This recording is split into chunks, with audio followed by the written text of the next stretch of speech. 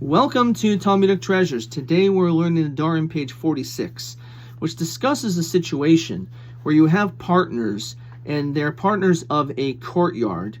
So the question is, if a vow was made, are they allowed to now go into this courtyard? Or do we say because they're partners, they're deriving benefit one from the other? Now, in the situation where only one person made a vow, and not only did they make a vow, but they said it against themselves. They said, I am not going into my friend's courtyard. The other partner said nothing.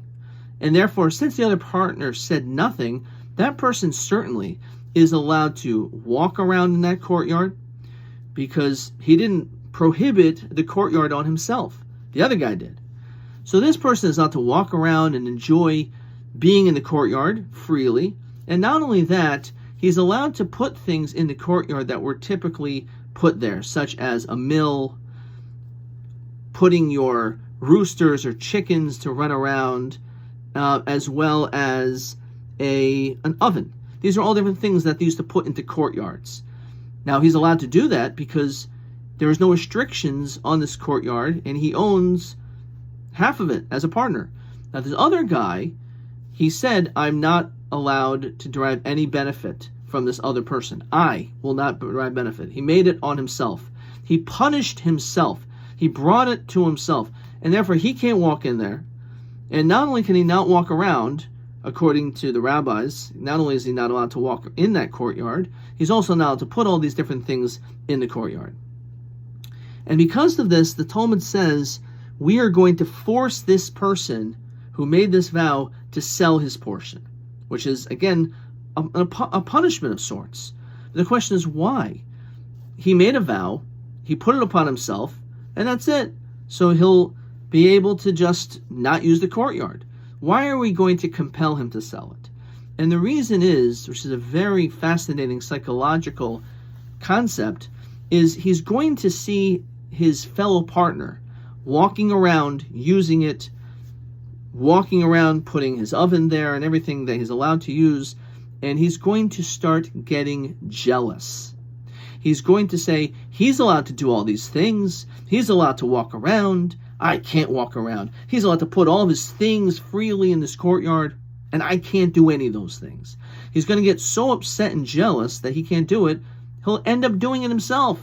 He'll end up walking in the courtyard, he'll end up putting all these things in the courtyard. And that's the problem, because there's a vow that he made that he's not allowed to do it. And therefore, because we understand human nature, that this person may end up doing this act incorrectly, he may end up breaking his vow, we say we'd prefer you sell your portion to avoid the potential issue. Now this is very fascinating, because he did not become forbidden on this field because the other person forbid it to him. He did it to himself. He's the one that caused his own downfall. He's the one that caused his own problems. And yet, for some reason, he looks at the other person and sees how good it is for him, and he starts getting jealous at him. But he should have just reflected on himself and said, you know what? The reason why I'm in this predicament, why I'm in this situation, is because I brought it on myself. I made my life difficult. This other person is having a great life. He's having all the comforts and luxuries because he lived a different lifestyle. He made different choices. He didn't make a vow. I did. And because of that, a person will become jealous. We say we have to sell it.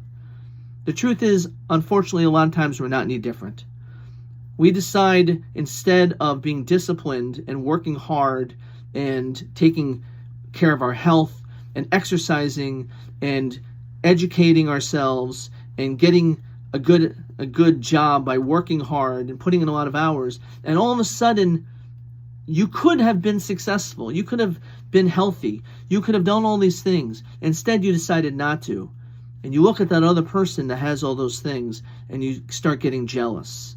Instead of you being jealous, why don't you be more self-reflective and say, maybe the reason why I'm not like him is because I put myself in this position.